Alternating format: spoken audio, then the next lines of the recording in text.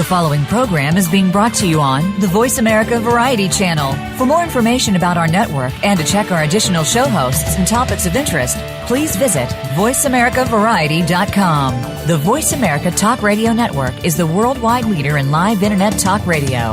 Visit voiceamerica.com. The views and ideas expressed on the following program are strictly those of the host or guests and do not necessarily reflect the views and ideas held by the Voice America Talk Radio Network, its staff, and management.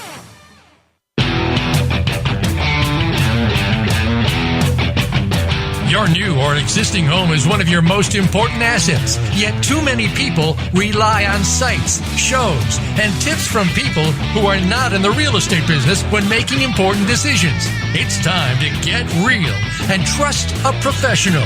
This is Real Estate Today with host Deb Tomaro. In this series, you'll learn about making smart decisions when it comes to buying a home, selling a home, or even staying in the home you're in. Now, here is your host, Realtor Deb Tomaro. Happy World Series Day, everyone. If you're listening live, tonight is the first night of the World Series. As I understand it, Karen, do you follow baseball? I sort of, yes. Do you? Sort of. Because it's on in your house? Mostly, yes. Okay. Does your son play baseball? No, but when I was first dating my husband and I didn't know anything about baseball, and he was a huge Cubs fan. Yeah. So I was watching, I learned all the names to impress him. I forgot. Tony was Eurus' son's baseball coach at one point in time. Oh, many moons ago. Oh, gosh. 20 years ago, probably. Probably. Yeah, right? Okay, well, we're all excited here in Bloomington for World Series because we got the great news today that our favorite hometown son, I don't know if he's even originally from here, but we claim him. He's from Ohio. Okay, well, we claim him anyways, Kyle Schwarber. We love you, Kyle Schwarber, and he's been injured all season, and he's able to hit, so we're hoping he's going to be a designated hitter. So, not typically a Cubs fan. I was a Cleveland fan way back in the, Listen to me. Well, I know. No one can see me. I know. My big googly eyes. But late 90s. I was a big Cleveland fan, but we're rooting for the Cubs this year. So are you watching it tonight? Are you going to watch it? Yeah, it'll be on. Mm-hmm. Yep. As we monitor the crazy dogs. Albert had a little surgery last week, and the 9-year-old rescue dog, and the painkillers seem to have whacked him out. He's been tripping hard. Are you videotaping that? Well, there's some videotape, but I actually took him to the vet yesterday. I'm like, this is not the same dog. I was like, I don't know what you did to my dog. This is not the same dog. So we're trying to get him to come around. And anyways, it's good times. So we recently mentioned, I think we talked about last week or the week before, about how our friends Chip and Joanna Gaines came out with a new book. Yeah, it was last week. Mm-hmm. Okay, called The Magnolia something. The Magnolia Story. Okay, thank you. Oh, my gosh. I know. I need to get that. I'm going to read it. I swear. We should book club it or something. I'm going to go to the public library and we'll get on a wait list to get it. Oh, how's that? Heavens, we'll do it old mercy. school. Okay. Well, if anybody wants to get in a book club with us. But, I guess with all that success comes a little bit of dirt. So I saw some dirt online about them today, and I feel bad because they're like such nice people. So I feel like I shouldn't gossip, but then it's kind of funny dirt. There was there's one of these gossip websites, and it was big drama, and it was because Chip was arrested for having a fake ID when he was 18. Bum, bum, Gas. bum. I know. It's That's like, it?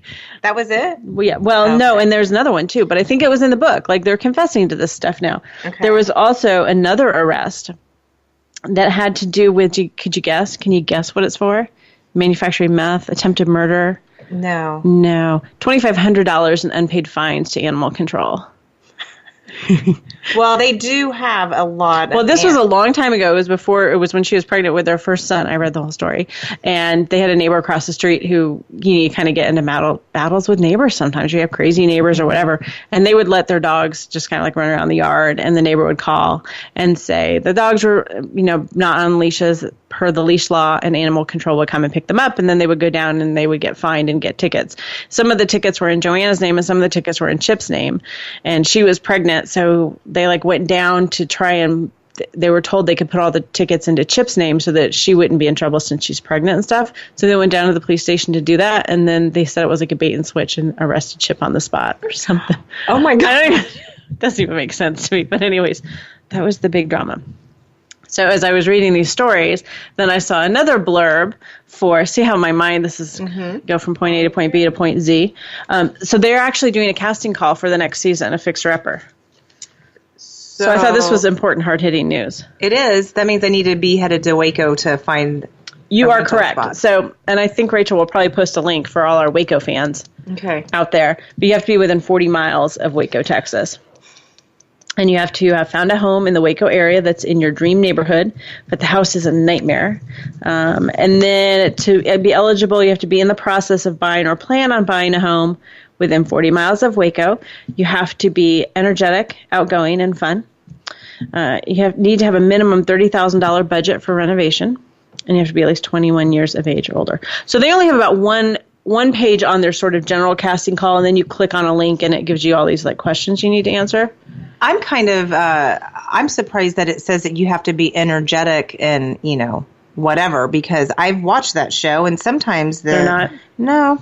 Well, then it gets even more interesting, because then I was like, well, I wonder if there's casting calls for other HGTV shows, since we always talk about that, right?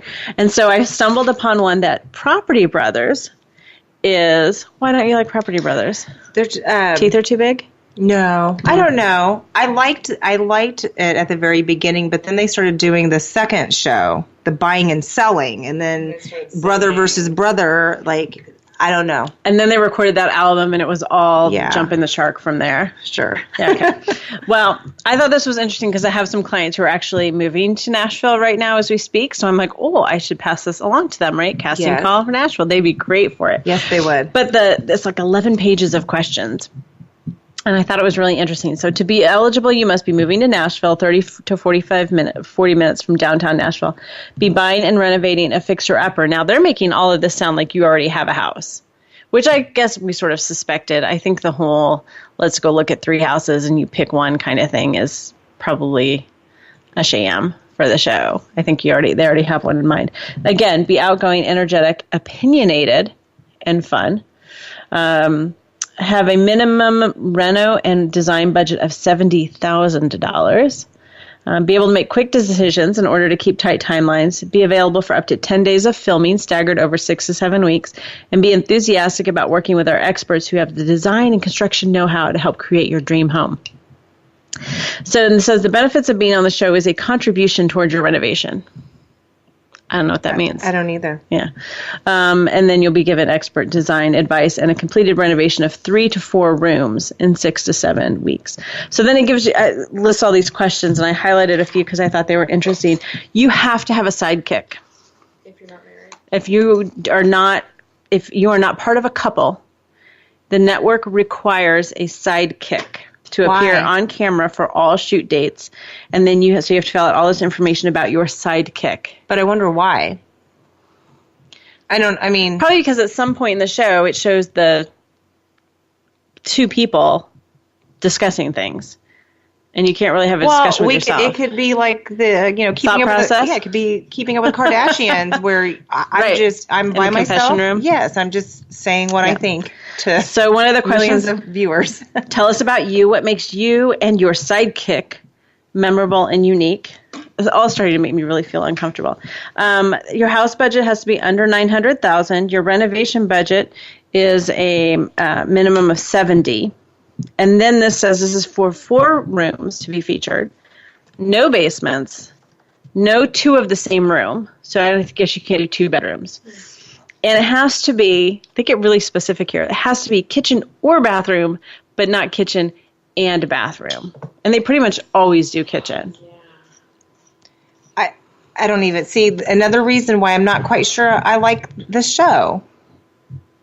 I mean, at least on Fixer Upper, we know if you like all that stuff in there, you can buy it for extra. Right. But they're going to do the whole house. Well, here's the thing. If you want the real scoop on real estate, you've come to the right place. We're removing the veil. Yes. They also ask how you're financing your renovation, which I thought was interesting. It's a drop-down box that you click on. So here are your options: cash, savings. I'm not sure what the difference is between cash and savings. Loan, gift, or other. That doesn't tell us much. What is the urgency? Why do you desperately need the brothers' help? And, of course, they capitalize brothers. The brothers' help. Do they trademark it? Not yet. Okay. On the way. Where will you be living during the renovation of the fixer-upper? Because you cannot live there. Tell us about your family and I'd psych. say in a van down by the river. This part is super uncomfortable. Tell us about you and your family or sidekick's personality, character, and quirky qualities. And then in fine print it says, for example, are you jokers, daredevils? Do you love singing musical theater and tightrope walking? So bizarre. I just kind of want to throw up a little bit. Tell us about your relationship dynamics, differences, similarities, competitive, jokers, bickering, etc. You know, I feel like I should take this like study guide of questions here and watch an episode and just, like fill it out. Yeah, and just see, okay, do they meet the grade here? Right. And then ask like your experience with house hunting and renovation and all that good stuff. So, and then there's a place to upload a ton of pictures. Yeah. So it goes on and on and on. Anyways, I thought that was super interesting. I do know that the people that I know moving to Nashville would be really, really good. They'd be cute on the show. They would be cute on the show, but I think her design ideas would be... Well, that's what maybe would make it interesting because she is an interior designer and she's very talented. So she maybe would clash with them a little bit. I don't know. Anyways. Possibly. So that was the latest and greatest HGTV news that we always like to give an update. We are going to talk today. I'm calling this show the Don't Be a Jackass show. Okay. Are you down with that? I am down with it. So we're going to drink every time I say the word jackass. How's that? Okay. Okay, because that seems to be the theme. Someone's going to cry. Someone's going to be disappointed. Someone's going to need to place blame. And someone's going to feel victorious. And everyone's going to feel anxious. You know what I'm talking about? No, I'm on the edge of my seat. It's multiple offer time. I love it. Usually something that we deal with in the spring or in the summer when things are really busy. It's October, almost November. What the heck is going on? I have dealt with 3 multiple offers in the past week. And so I'm one on the listing side, one on the buying side, and then one that we're negotiating right now. So it's a good time to talk about it and understand what that process involves on the seller side and on the buyer side. So we're going to go over all of that. Sometimes a house goes on the market and it's priced really well. That was kind of my listing last week. It's a gorgeous house. House is beautiful. This is the interior designer, so gorgeous. And got multiple offers right away. That's to be expected. Sometimes, though, a house can be on the market for a while, like this one that I'm doing right now. It's been on the market for a month or two, I think. And it's that stinking law of attraction that we always talk about, that you start, and I tell my clients this, and they look at me like I'm crazy, but I swear it's true. I've been doing this for 10 years. You start loving on a house, and then the universe feels good about it, and all of a sudden it's looking better to a lot more people. I don't know what it is. And so then you get into multiple offers when you weren't even expecting it. You think you have a little bit of time. That's kind of what happened with my clients, that we looked at a house on Friday, thought, he needed to talk to some family members. And so, we'll figure out what's going on Monday. And then the agent's like, well, we've got another offer on the table. I'm like, I think if it's been on the market for 2 months, can I not have 2 more days? So we had to kind of jump in and speed everything along a little bit. So what happens when there are 2 or more offers? Like I said, we're going to talk about the seller's perspective and how, as a seller, you can make sure you don't leave any money on the table, as we like to say. And from a buyer's perspective, how you can make sure that you have the most appealing offer possible. So let's go ahead and go to break. And when we come back, we're going to jump right into that because there's a lot to cover. You're listening to Real Real Estate Today, your home for smart real estate.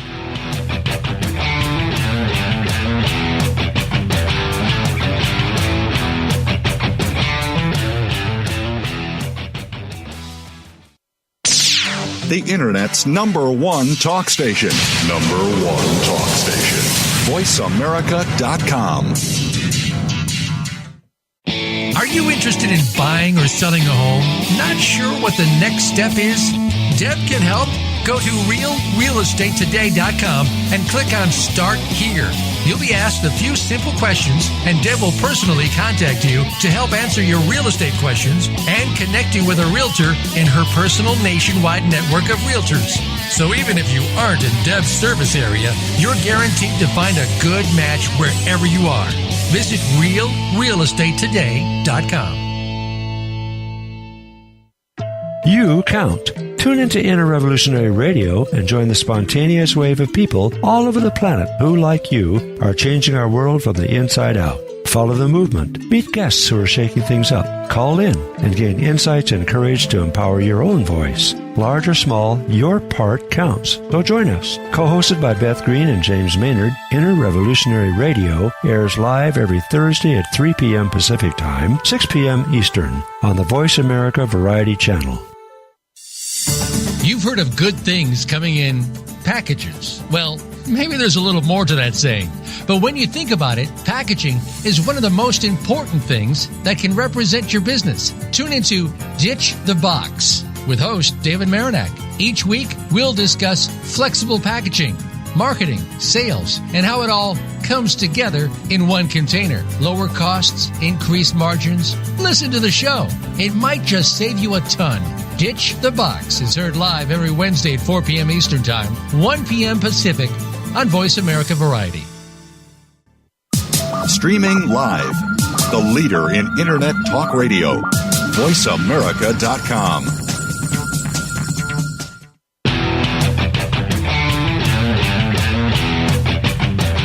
You are listening to Real Estate Today.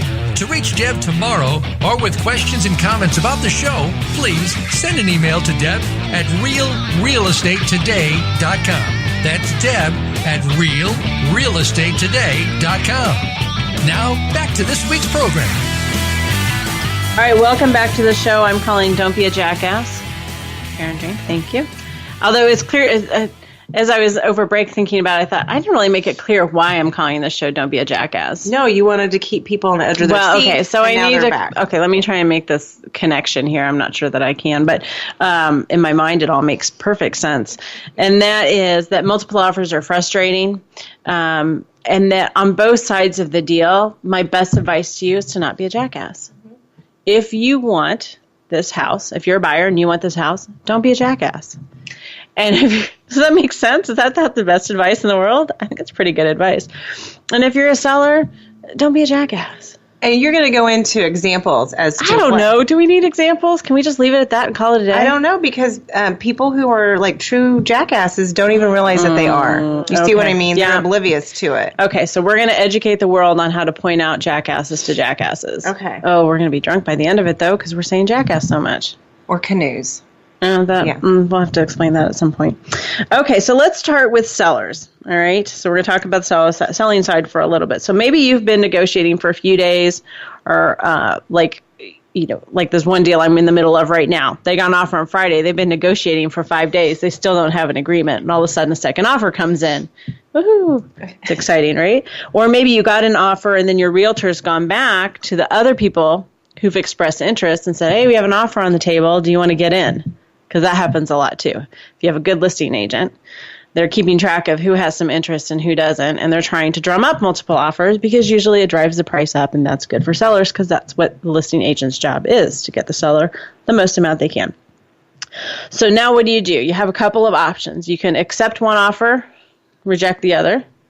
You can counter one of the offers, and you can reject the other, or you can wait, or you can ask for highest and best. Or you could reject both of them, but I don't think you'd want to do that. I don't think I'd do that. And so basically my point to this is that as a seller, there's a lot of things that you could do. There is a huge, huge misconception when it comes to multiple offers. I have a story to tell, but it's going to come across as kind of bitter because I'm still angry about it to this day, 2 years later. There's a huge misconception that you have to ask for highest and best, that you give everybody a chance to rewrite their offers and come up with their highest and best offer. But that's not in a rule book anywhere when you're going through like licensing and all of that. It is not in a rule book at all. And so here's what happened to me. This was December 23rd, 2014. So it's been almost 2 years. Still bitter. And I listed this house. It had been on the market for a year with another realtor, and they just pulled it off and relisted it with me. Very nice guys. And we'd only had it on the market a couple of weeks, and we got an offer. It was not a good offer at all. Obviously, they had seen that the home had been on the market for a long time, and they really lowballed and came in about $40,000 below list price. There were some other issues with the offer, too. Meanwhile, that same day that we got the offer, there was another showing with another agent. She calls me. She says, my clients really love the house. I said, great. We have an offer on the table, so you need to move. Christmas Eve, we get a full price offer from people number 2. Offer number 1, again, 40 grand below list price. So we are way far apart on price here with these 2 offers. And offer number 1 was written in a way using FHA financing. Karen, you can help me explain this. But there are limits on FHA financing, right? There are. I don't know what your price point was, but here in Indiana, yeah, there's a loan limit. It can't exceed $271,050. And this offer was for $275,000, and it was an FHA loan. I think, no. Yeah. Sorry, I was sitting there doing real fast math because even if you put in your 3.5% minimum down, then you add back in the upfront funding fee, then you're back over. Yeah. Okay. So I was like, I'm not comfortable with this financing. Doesn't make sense to me either.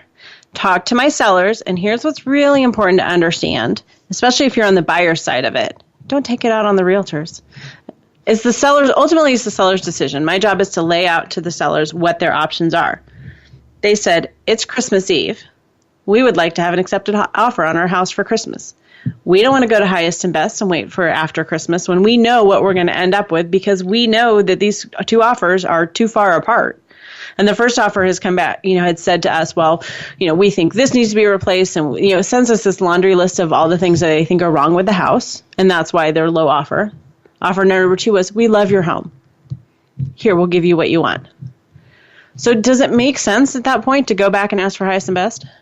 No. No. It does not. And it's Christmas Eve at this point. Christmas Eve.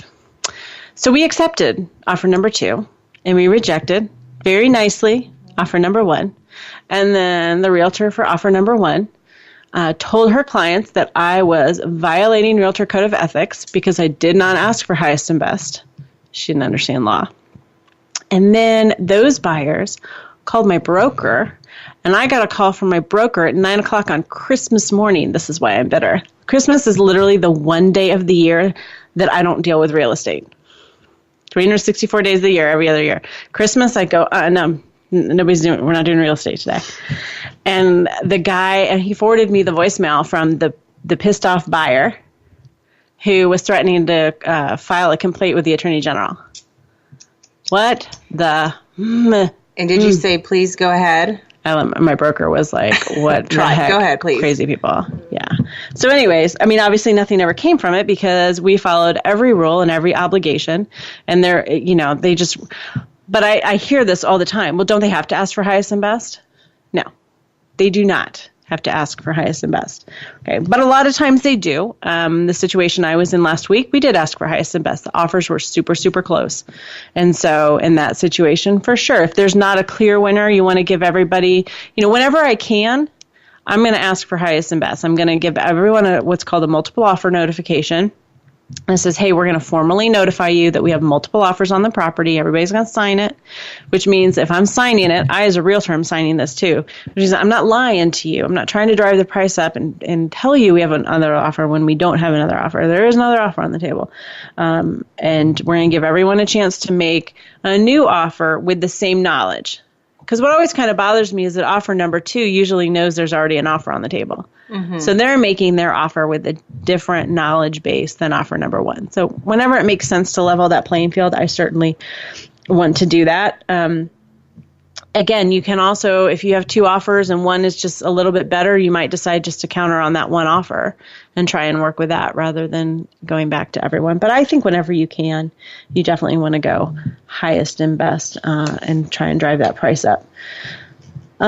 So something else, though, I guess on the negative side to consider is that you might lose a buyer. Have you ever heard of anybody backing out because it was the highest and best? No, I haven't. Yeah, they do. There are people out there that it's just not in their temperament to get into that kind of level of competition. They just don't. No. And they feel like they're going to end up overpaying. Maybe they don't trust themselves emotionally to, handle it. And so they just walk away. So there's that fear too. Hopefully you can keep one on the hook and not lose both of them. No, I've never heard of that. But I would think as a buyer, I would at least give it one shot. Like, I wouldn't just want to throw in the towel that quickly. Yeah. Like, okay, well, here's my highest and best. And maybe it's not that much more than what my initial offer was, but at least I or maybe it's the same as what you're.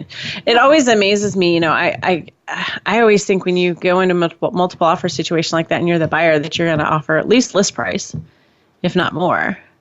But boy, there are people that don't offer list price and then still get it, and always amazes me. So, yeah, you have to kind of, I guess, do what's comfortable for you. But some people just don't love the house that much, or just don't like that kind of pressure or competition. So here's my don't be a jackass. When you're asking for highest and best in a multiple offer situation as the seller, don't be a jackass. Give everyone adequate time, but not too much time. Usually what we do is we'll send out multiple offer notifications. So you have 24 hours to get us your highest and best offer. That's fair. That's enough time, but it's not like, oh, you can have 3 or 4 days, because that just makes the buyer feel like you're trying to round up more offers and drive up more competition. And that's kind of being a jackass. If the home has been on the market a little bit, this is just me, but I kind of give the first buyer in a little credit. Like, well, they're the ones that started this whole thing. I give them a little bit of credit, But ultimately, it's the seller's decision, like we've said, and we're going to say over and over and over again. It's stressful for the buyer. This is a continuation of don't be a jackass. This is stressful for the buyer. It's stressful for you, but it's stressful for the buyer. So respond as quickly as you can. I would say don't leave them hanging for any longer than you have to. So if you say, okay, we're going to give you till Thursday at 6 p.m. to get your multiple or get your highest and best offer in, try to have a response that evening. Try not to. We were slow in responding last week in that situation. I felt so bad. It was first thing in the morning, like 9 o'clock in the morning, when I was finally able to make notifications. And I just felt bad that we weren't trying to be a jackass, or my clients were in 2 different locations, and we had a very hard time getting everybody together and discuss it. But yeah, just kind of be sensitive to that. I think that's good karma for the rest of the transaction. At least you were given enough time to in that situation where both of your clients are in different locations, could be different time zones. And if you've only been given like a 6-hour window or something unrealistic, then that makes it challenging. Yes, for sure. So can you disclose, as on the seller side, can you disclose what the other offers are? Because the buyers always ask, well, how much is the other offer? Because I'll just bid $1 higher. If only it were that easy. But it is not that easy. So typically, no. I mean, the big thing is I don't think it's fair. I think from my perspective as the listing agent, when I'm in a multiple offer situation, I am super, super conscious, thank you to Mr. Christmas Morning and Attorney General Threats, to make sure that we are dotting every I and crossing every T and doing everything that is as fair as humanly possible, which is why, unless it's super obvious, you present me an offer with financing that can't go through, we're going to try and do multiple offers. We're going to give everybody a fair amount of time to review. We're not going to disclose things about one offer over the other offer. We're going to try and keep a real even playing field. But B, my job as the seller's realtor is to get the seller the most money possible. And so if I'm saying, well, this offer over here is $122, then the other people are going to pay $123. But what if they would have paid $125 if I hadn't said that? So I'm not doing my seller any service if I sort of start to put out information either. That's bad negotiating tactics. So I do think it's fair if the buyer's agent asks some preferences, like, well, when's their ideal closing date, things like that. I think that's fair if someone wants to ask that and answer that. But I don't typically want to talk about price, because I don't think that is necessarily fair. And then what do you do with the offers that get turned down? We had this last week. We're asking them if they want to be a backup offer, because it's nice to have a backup offer in your pocket. And we can talk about how some of that stuff works. I did this recently, like I said, last week, and the other party was kind of upset. And then they kind of came back and said, well, okay, we'll be the backup. It doesn't feel great to be second place like that, but that certainly is an option. So we're going to talk a little bit more about how to evaluate the offers, and then from the buyer's perspective when we come back from break. So stick around. You're listening to Real Estate Today, your home for smart real estate.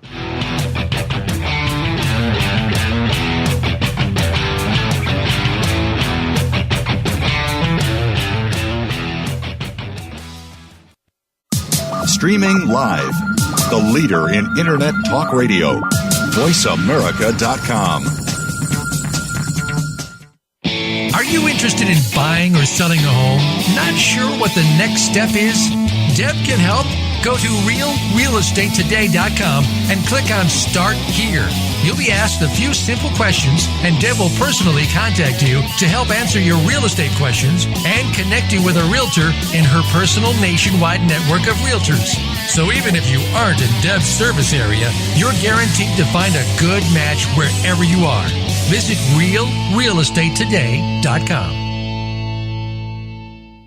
Marijuana means different things to different people. To Eva Sativa, host of Everyday Cannabis, it means hope. Eva credits her life to cannabis, and today she's an advocate for patient rights, safe products, and community education. Each week, you'll learn about cannabis as a safe medicine and its role in cutting-edge research. We'll talk about legalization, bring you product reviews, and chat with the industry's best and brightest. Tune in every Tuesday at 4 p.m. Pacific Time, 7 p.m. Eastern Time on Voice America Variety.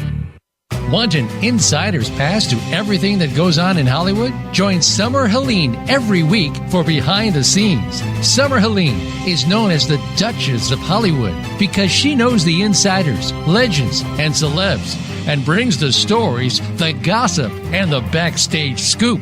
It's the real Hollywood, though, so this program is for adults only. Behind the Scenes can be heard live every Friday at 4 p.m. Pacific Time and 7 p.m. Eastern Time on the Voice America Variety Channel. The Internet's #1 talk station. #1 talk station. VoiceAmerica.com.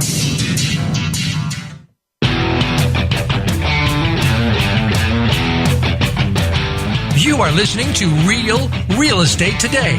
To reach Deb Tomaro or with questions and comments about the show, please send an email to Deb at realrealestatetoday.com. That's Deb at realrealestatetoday.com. Now, back to this week's program. All right, we are talking today about how to not be a jackass. And specifically, probably pretty much every show is how not to be a jackass, right? Yes, I'm right on top of that, Rose. Okay, that's a pretty lofty goal.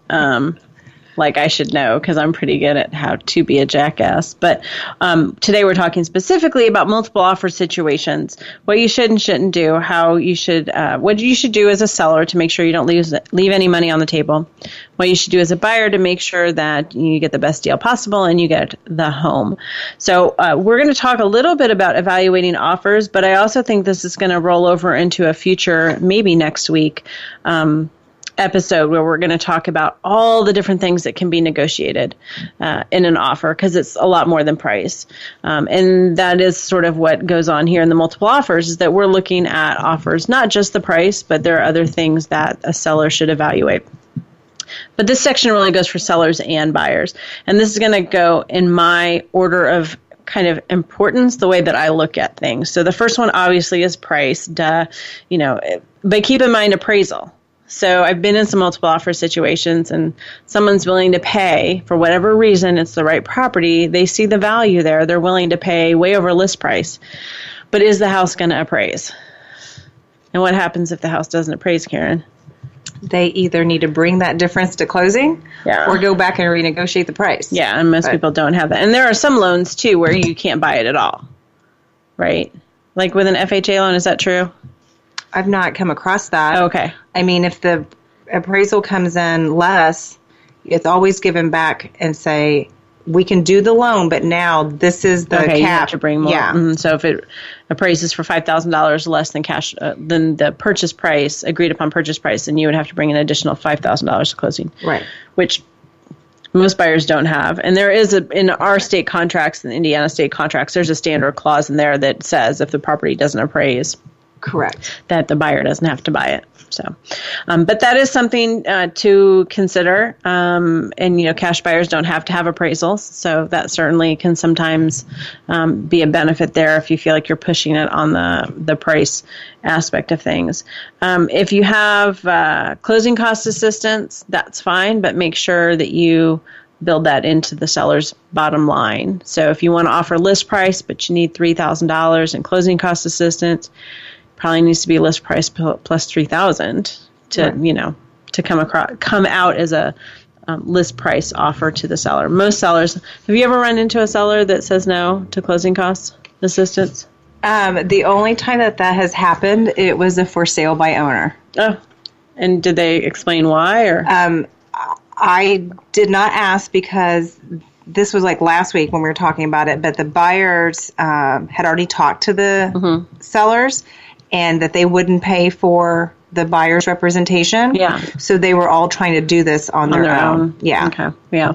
I've only ever run into it once, and it was just like sort of a stubborn old guy. He's like, nope. And he lost, I think, 3 or 4 offers from people that were offering decent, above list price. They were trying to add the closing cost assistance back into it, and he still refused to do it. That's interesting. I wonder what he ended up selling that house for. I don't know. I'd have to go back and look, but I question, too, how it was being explained to him. Oh, it wasn't a FSBO. No, he had an agent. And you just kind of wonder. It's like, well, just show him the bottom line. It doesn't really... Yeah. I don't know. There was a principal thing there that I wasn't getting. But anyways. Okay, so number 2. So first thing I would look at is the price. And then number 2 would be financing. I think that, Karen, tell me if you agree with this. There's sort of an order of strength in financing. Do you not want to talk about that? I'm not going to talk about that. Okay, that's fine. I would say, obviously, cash is typically a stronger... Cash is king. Okay. Yeah. But that is the true statement. Do you have proof of funds? Do we know that these people have cash? Anybody can say they have cash. You can write down on a piece of paper that you have cash. But, is there proof of funds that accompany the offer so that you know for sure? And then, conventional government backed, there's some loans that have stricter guidelines in terms of the condition of the property. So those are all sort of things that we take into consideration.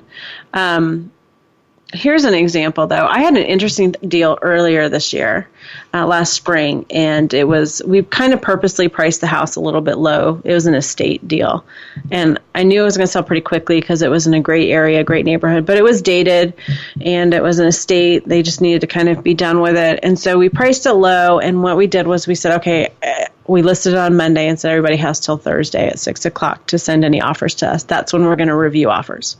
Thursday, 6 o'clock. I remember you doing this. I thought it was brilliant. But anyways, I don't know. I still thought it was a pretty good idea. It's not something I would do all the time. I think it was a special property and it made sense to do in this situation. We ended up with 7 offers. One of them was cash. So slam dunk, right? You take the cash offer? Only if you have proof of funds. Well, right. And that wasn't even the case in this situation. Here's what happened. We didn't take that offer as the primary, and we didn't take it as the backup. Interesting. We didn't take it at all. You know why? The guy was being a jackass. I swear. Wait, the actual buyer or the buyer's realtor? I don't know. Okay. Who knows where it's coming from? I can tell you off air. But, I don't know. We had said very clearly in the listing, it was a crazy time of year. I believe my listing actually said, don't skip your kid's soccer game or miss dinner with the family to show this house. You have until Thursday at 6. We were doing it partly out of consideration for realtors because we knew that there would be, a mass hysteria, kind of, not mass hysteria, but it was going to be, really popular. And partly because we wanted an opportunity to, get as many offers as possible. This cash buyer wrote an offer on Monday and gave us till Tuesday morning at 9 a.m. to respond. And we said, no, we were clear Thursday at 6. Right. And they said, but it's cash. I said, we were clear Thursday at 6. And then they came back and they gave us another offer and they made it expire Thursday at 6, which is when we were going to start looking at offers, was Thursday at 6. And so we said, no, because that's when we start looking at offers, Thursday at 6. And I think they eventually did, but by that time, my seller was kind of sick of them.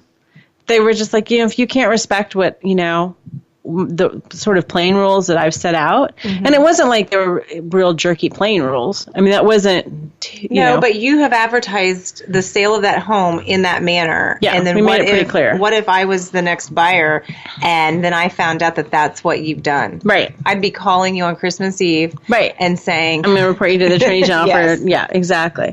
So anyways, so we're going to talk more about that story, too, because I learned a lot from that. It was interesting how that whole thing went down. Let's talk pre-approval versus pre-qualification. Can you speak to that at all? Sure. So that's another thing. So if it's cash, you want proof of funds.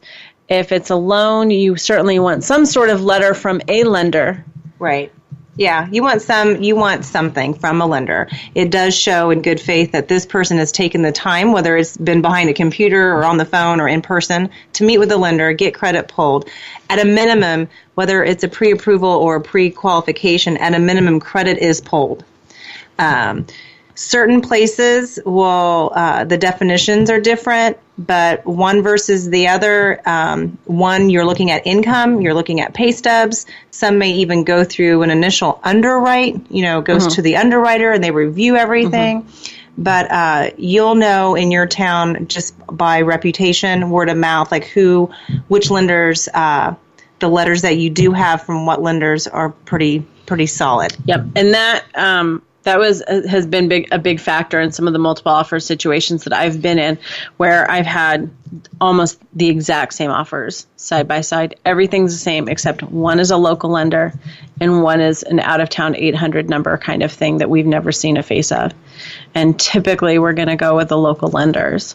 It's just easier to know that you've got a door you can walk into and scream at someone if you have to. That is true. I guess that's maybe not a good reason, but that's sort of my reason. No, but it is definitely easier to walk into one of our offices to say, hey, I have a question, I need your help, or whatever, versus going through a menu on a phone and getting disconnected and getting frustrated. And talking to a different person every time you call in about the loan, for sure. So that's certainly a function. So price, financing, closing dates, and possession, you want something that works for you. I typically write an offer when I'm in a multiple offer situation that sort of mirrors whatever the norm is, 30 days to close a loan kind of thing, 30 to 40 days. Possession, a week or so after closing, sometimes to be nice and not be a jackass. But I also, like I said before, try to have a conversation with the buyer's agent or with the listing agent. What's ideal? Are they waiting for school to finish? If your buyer can be super flexible, that can be worth several $1,000s in negotiations. If you can say, I can close and wait 2 months to have possession. I've seen things like that, and it really helps win out. So those are things to look at too. Inspections. I certainly do not ever recommend waiving inspections. I just don't think it's a good idea. However, I have from time to time written a clause that sort of indicates, I call it my nickel and dime clause, basically saying we're not going to nickel and dime you on inspections, that we're only going to be looking for major things, and that we'll only be asking if there's something that's deemed a major defect. So we're not going to be asking for holes in window screens to be fixed and slow drains or something like that are pretty easy fixes. And that can be very appealing to a seller to know that you're going into the inspection process being realistic on that. I also think that being aggressive with your timeline for inspections is a great way to tighten up your offer. Somebody who says, I want 20 days to do inspections versus somebody who says they want 10 days to do inspections. The 10 days is going to just get you through the process quicker and get things moving quicker. And if the deal falls apart, it gets you back on the market quicker if that's the necessity as well. Something to think about in terms of inspections is, and I ran into this several times this year, is that with these multiple offers, there end up being backup offers. And when there's a backup offer, sometimes the seller's not very willing to do much in terms of inspection because the backup offer might even be higher than yours.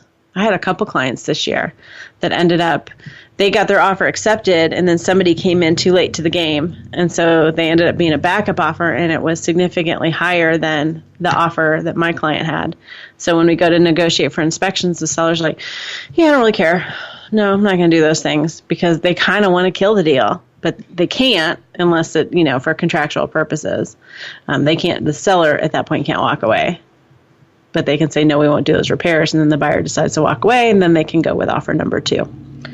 Which may have a home inspection and they're right back at the drawing board again. Right. But if that offer's $10,000 higher, then the seller thinks, I got some money to play with to make repairs now. Sure. So it comes out ahead. Yeah. Earnest money is another thing. There's a great story about a bank-owned property that got a bunch of offers on it. I love this story. They got a bunch of offers. The agent was submitting all of these offers. You have to submit them online. By the time he had like 10 of them, he had to submit. He entered the third one, and the bank called and said, we're good. We're going to take that third one. He's like, no, I have to present all these offers to you. And they said, that's fine. You can input them. We're taking this third offer. The reason they took the third offer was that it was a cash offer. The earnest money was the entire purchase price minus $1. The earnest money? The earnest money was the entire purchase price minus $1. And to the bank, for this bank-owned property, that was king to them. Good earnest money is the world to some especially banks. That makes a big, big difference. It shows that you're serious. It shows you have the financial wherewithal to get a loan, to come up with the down payment money, that you're putting your money where your mouth is, kind of thing. So that certainly is something as well. We're going to take a break and talk about the infamous, do I write a letter? Oh, yeah, you were kind of talking about that last week. Yeah, do we write a letter? So we're going to talk about that. We're going to talk a little bit more about from the buyer's perspective as well. So stick around. You're listening to Real Real Estate Today, your home for smart real estate.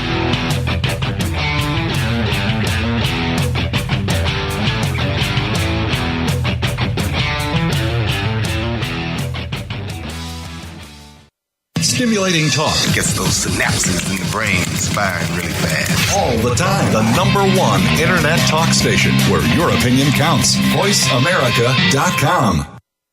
Are you interested in buying or selling a home? Not sure what the next step is? Deb can help. Go to realrealestatetoday.com and click on Start Here. You'll be asked a few simple questions, and Deb will personally contact you to help answer your real estate questions and connect you with a realtor in her personal nationwide network of realtors. So even if you aren't in Deb's service area, you're guaranteed to find a good match wherever you are. Visit realrealestatetoday.com. Hoarding has become a tremendous issue worldwide, not just for those who hoard, but for the people who love and care about them. On Take Back Your Life, When Your Things Are Taking Over, host Elaine Birchall helps you to understand and get unstuck from the clutter in your life, no matter how severe. Our program brings you practical strategies to help you get started and maintain your goals. Listen live every Wednesday at 10 a.m. Pacific Time, 1 p.m. Eastern Time on the Voice America Variety Channel. Why do some people seemingly make the same mistakes when it comes to love and relationships? What is the best way to find love? Make a visit each week to Destination Love. Host Shelley Pumphrey will bring what you need to know to find love. No, it's not about the next fad, dating site tips, scoring the first date, or looking your best. Rather, it's empowerment, knowing that your authentic self works best, and the science behind finding love. Destination Love is live Wednesdays at 9 a.m. Pacific, noon Eastern on Voice America Variety. Streaming live. The leader in internet talk radio. VoiceAmerica.com.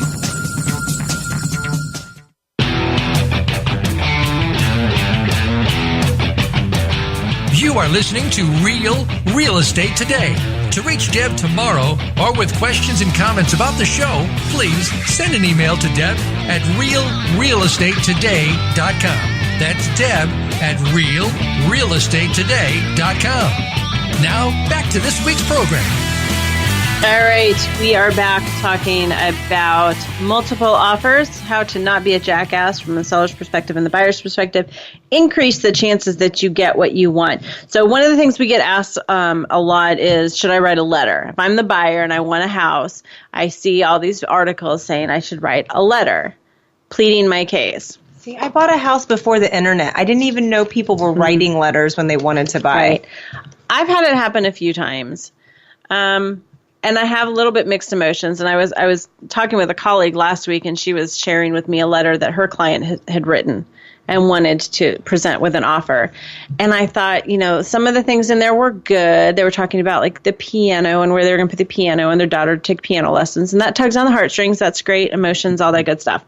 But then they were also like, we're going to remodel your kitchen and we're going to remodel this and and this is why our price is so low is because of all this. You know what I'm saying? And it just was like, ooh, ouch. Don't know if that would go over well.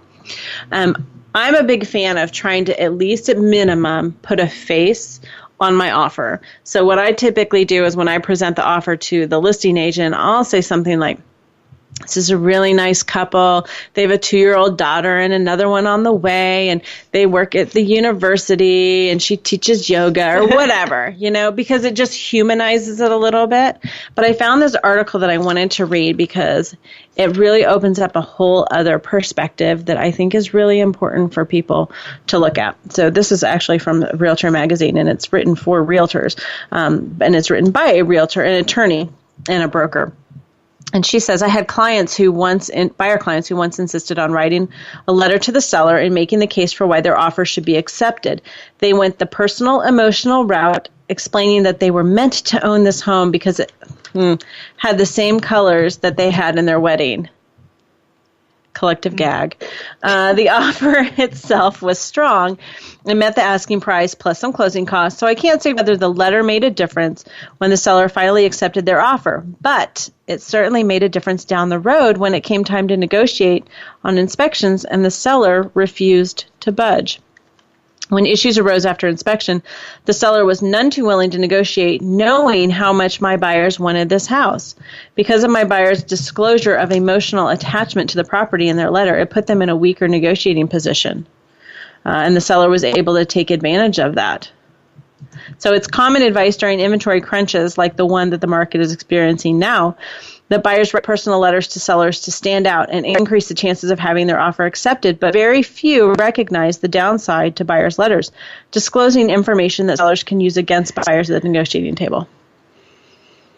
Yeah. Who'd have thought? Who would have thought? Right? There's no question that the decision to buy and sell a house is an emotional one, and we know that emotions cloud judgment.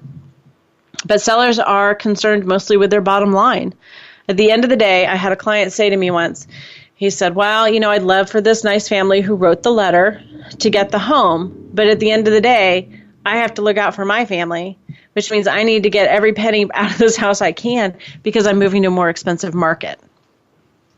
So something to think about. And then there was an additional point which plays into the past couple of weeks. We've been talking about the Fair Housing Act and how you can't discriminate, and you shouldn't discriminate against certain protected classes. But this person, because she's an attorney, is also suggesting that buyers' letters can pose problems with the Fair Housing Act, which makes it illegal to refuse to sell or rent to a prospective tenant based on their race, religion, color, sex, national origin, family status, or disability. Consider this example: a letter from a married couple mentioning that their kids really love the house, which is close to their church. You got religion, you got family. And say that letter moves the seller to reject a higher offer from an unmarried buyer of a different religion. This could turn into a legal problem. Mm-hmm. So from the seller side of things, it's a little bit scary to think about as well. So I thought that was eye-opening. I'm not opposed to it, but honestly, at the end of the day, it's what's going to work for the seller's family. I had one instance where I think people were swayed. The house wasn't even on the market. It was like they had lived in it for 50 years, and the woman was having a really hard time. She was in assisted living. She raised her kids there, was having a really hard time just making the decision to sell. It wasn't even listed. And we wanted to persuade them to sell and to sell to us because it was a neighborhood where there were no homes for sale. And in that case, I did send some pictures of the children. My clients had these really cute kids. And I was like, maybe it'll help her start to envision. Like, it was almost like the seller needed to be able to envision another family there. But when you say write a letter, I'm thinking old fashioned handwriting. Yeah. Yes. And then the realtor takes a picture of it and sends it to you via text. That's what I got last week. No, it was handwritten, but I would have handwritten it and given it to my agent to, people don't do that anymore. Yeah. And it can. But I don't know that it's the end all be all. I think having a stronger offer is probably going to get you at the end of the game a lot further. I also want to talk briefly about the escalation clause, because that's something that I don't know if you've ever seen around here. It's really not done in this market very much. I don't know why. It just isn't something that's done. I think there are other markets that do it a lot. So do you know what it is? No. Okay. So basically it's a clause that you would put into your offer to purchase as the buyer. That says, I will pay, for example, $250 more than the highest offer you get up to a certain amount. So say you make an offer for $210 and you say, but I will pay $250 more than the highest offer up to $225,000. So I feel like that is sending mixed signals to the seller. Yeah, it's kind of like I want the best deal I can get, but I'm willing to go up to this amount. Yeah. Like I could offer you this dollar amount, but I'm really not going to. Right. And maybe that's why we don't do it here in the Midwest. I don't know. Because we're kind of, overly nice sometimes. But it can be an option. We actually have formal paperwork even to do it. One of the big things in it is that you have to specify in the documentation that you would require a copy of the offer that you beat out. So, they don't just, and it has to be a legitimate offer with legitimate financing and all that good stuff. You can't just, the other agent can't just like make up an offer. Okay, well that's be good. Like, hey, I'm going to have my husband write up an offer. And then, you make an offer higher and that has to be legitimate. But an escalation clause might be something. It does feel a little bit like auctioning. I remember years ago, I was representing a friend who was buying a house at an auction. It was an actual auction. And he was there and he kind of get into that excitement about bidding and he kept bidding up. And I'm like, Dan, take a breath. Stop. And then he won the house. And then he's like, will you call my wife? I'm like, no. I don't think so. No, good luck with that. But the escalation clause can certainly be an option. So here's what I'm going to leave you with today. I told Karen that this is what I wrote over this morning when I was putting this show together, because I prepare ahead that much. The best scenario as a buyer, if you want to avoid a multiple offer situation, is if you like it, put a ring on it. My little Beyonce. If you like the house, don't wait. Put an offer together. I did it this weekend. We were going to put an offer together that was a little bit low, and then we got some feedback that there were a lot of showings this weekend. I said, screw it. We're going to put a good offer together that the seller's going to accept outright and be done with it and not let anybody else get in the door and drive the price up. And that's what happened. We were able to get an accepted offer. So that was pretty exciting. So that is the best way to do it. I think that we are going to talk a little bit more next week about the actual offer and all the ins and outs of things that you can negotiate. Again, like I said, it's not just about price. We talked about some of that today. So stick around next week, listen in, and watch the Cubs tonight. Yes, Kyle Schwarber. Exactly. Thanks for tuning in to another great episode. Check us out on Facebook and download on iTunes. You can listen to all the past episodes, including my epic condo episode, which apparently is the most popular thing out there. So thanks for tuning in. This was Real Real Estate Today, your home for smart real estate. We'll see you next week.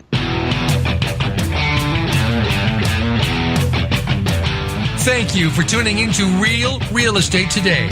Please join your host, Deb Tomaro, for another edition every Tuesday at 12 noon Pacific Time, 3 p.m. Eastern Time on the Voice America Variety Channel. Until next week, take care of your home. It's one of your most important assets.